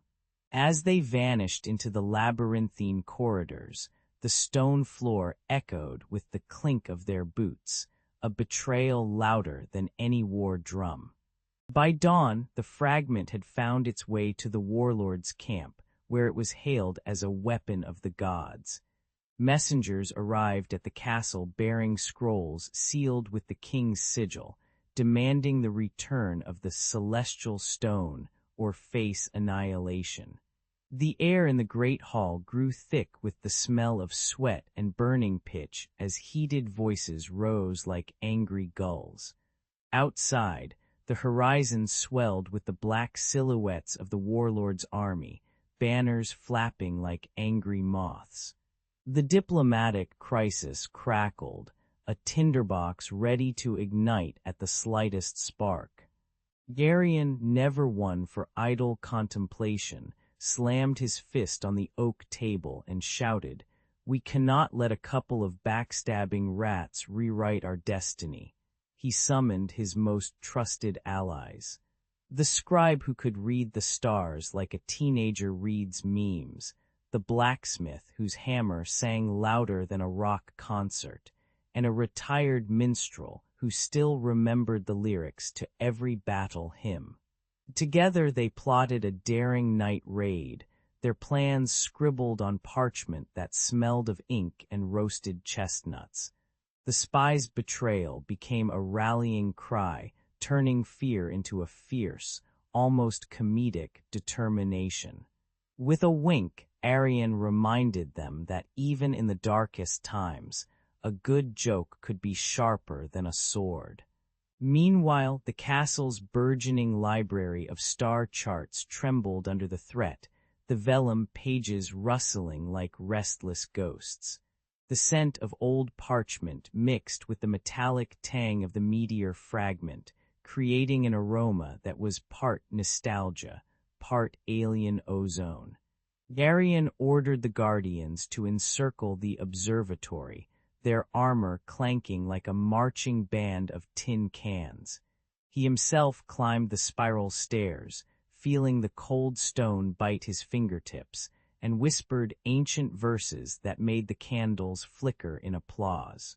As the first arrows whistled past the windows, a stray pigeon, clearly auditioning for a role in a slapstick comedy, swooped in, scattering scrolls and causing the enemy to pause in bewildered amusement. When the first clash erupted, the warlord's soldiers found themselves tangled in a mess of scrolls, feathers, and the occasional half-eaten cheese wheel left by the castle cooks. Garion seized the moment, brandishing the meteor fragment like a glowing lightsaber, its glow cutting through the chaos with a satisfying ZZZT. The warlord, looking as bewildered as a cat in a laser pointer convention, called off his men, muttering something about cosmic nonsense. The spies, now caught in a net of their own making, were escorted to the tower where they would have to rewrite history, literally, by copying every star chart by hand. As the sun set, painting the sky in shades of burnt amber, Arian raised a toast with a mug of spiced mead, declaring that even a castle built on stardust could survive a little drama, just like the best sitcoms of the 90s. The valley lay hushed under a sky stitched with a rare celestial alignment, as if the heavens had arranged a grand fireworks show just for the castle of stars. Lanterns flickered along the ramparts, their amber glow trembling like nervous actors awaiting applause. A cold wind whispered through the stone corridors, carrying the scent of damp moss and distant campfire smoke that clung to the soldiers' armor. Beneath the twinkling canopy, the castle's luminous walls seemed to pulse, as if the very bricks were breathing in anticipation of something spectacular. Without warning, a massive meteor tore across the night, a blazing spear of fire that roared louder than a dragon on a caffeine binge. It shredded the silence with a crack that rattled the castle's ancient stones, and the smell of scorched iron mingled with the earthy perfume of wet soil. The castle's walls, infused with centuries of starlight, caught the meteor's wild energy and funneled it like a giant, glittering funnel. A shimmering dome blossomed overhead, humming with a low, resonant tone that reminded the guards of an old cathedral organ. The dome's surface rippled like liquid glass, reflecting the meteor's tail in a dazzling, almost smug display of power. Inside the protective dome, the world transformed into a surreal theater. The night sky glowed with an eerie, violet hue, and the air tasted faintly of ozone, like after a thunderstorm that had just zapped a field of popcorn. The castle's inhabitants gasped, their breath visible in the sudden chill, while the clatter of armor gave way to the soft susurrus of wind slipping through unseen cracks. Children clutched their wooden swords, eyes wide as saucers, and an old baker muttered that the dome smelled like burnt sugar, sweet and terrible at once. The meteor's fiery tail brushed the dome's edge, scattering sparks that fell like reluctant fireworks, each pop echoing the distant giggle of a mischievous sprite. Even the castle's resident raven, perched atop the highest tower, cawed in a tone that sounded suspiciously like a sarcastic, well, that escalated quickly. At the valley's edge, the warlord, known for his iron fist and love of dramatic entrances, stood frozen, his battle cry swallowed by the dome's humming lullaby. He stared at the luminous barrier, his scarred face softening as if 1,000 Instagram filters had been applied to his soul. In a moment of cinematic irony, he lowered his sword, the metal clinking against the stone like a reluctant applause.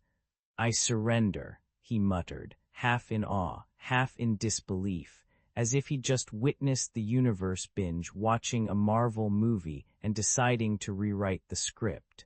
The soldiers around him, who had been ready to charge, burst into relieved laughter, their chuckles echoing like a chorus of relieved ghosts.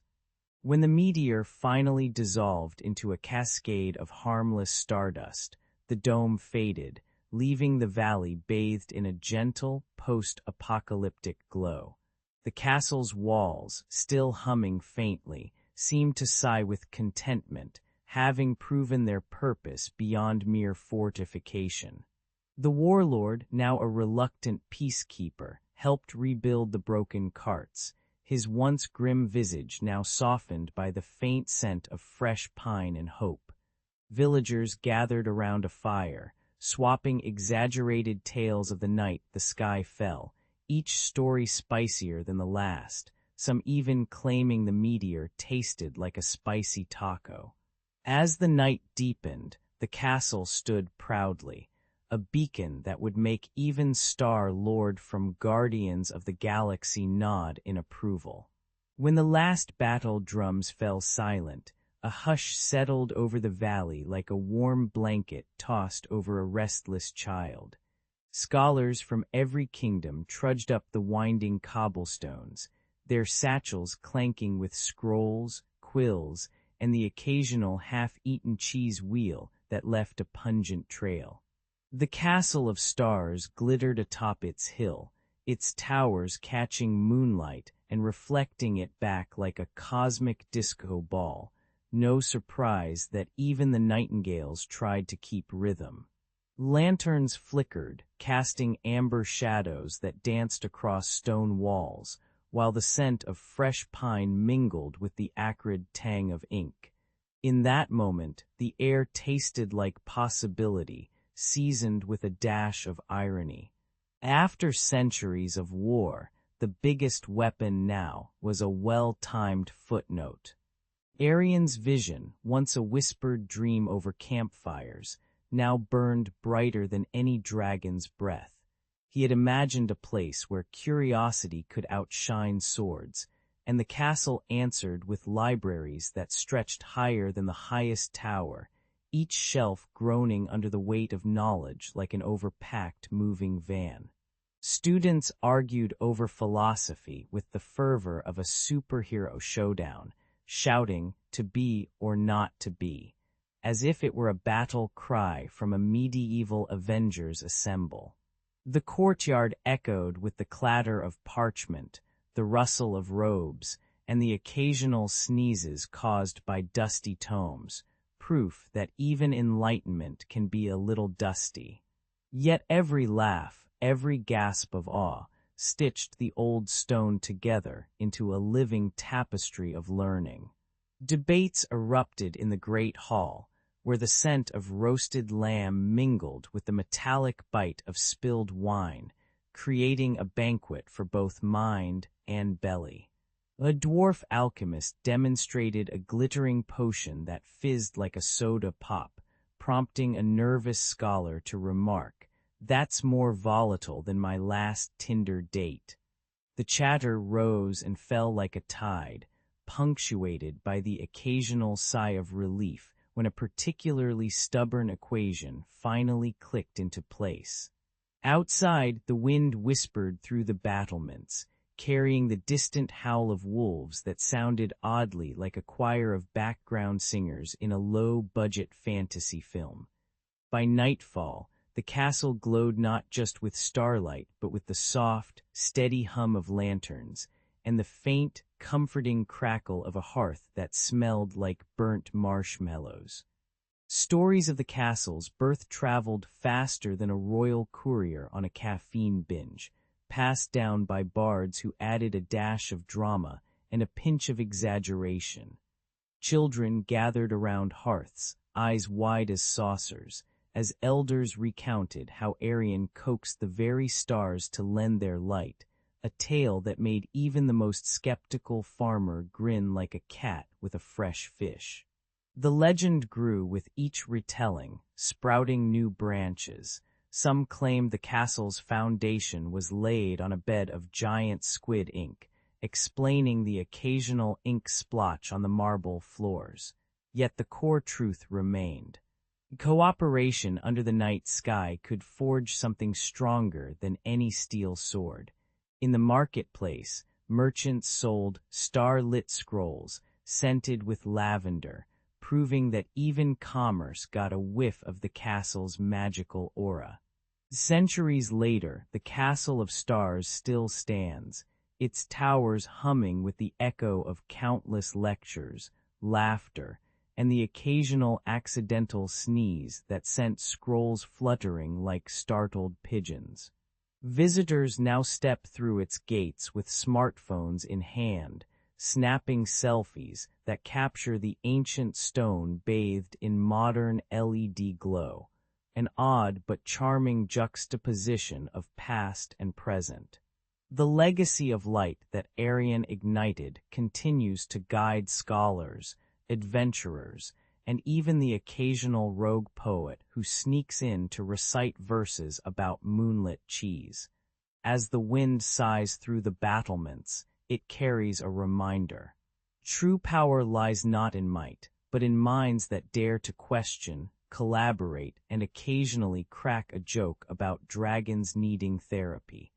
And so, under the same constellations that once inspired a lone dreamer, the castle remains a beacon, steady, stubborn, and ever ready for the next chapter of human curiosity.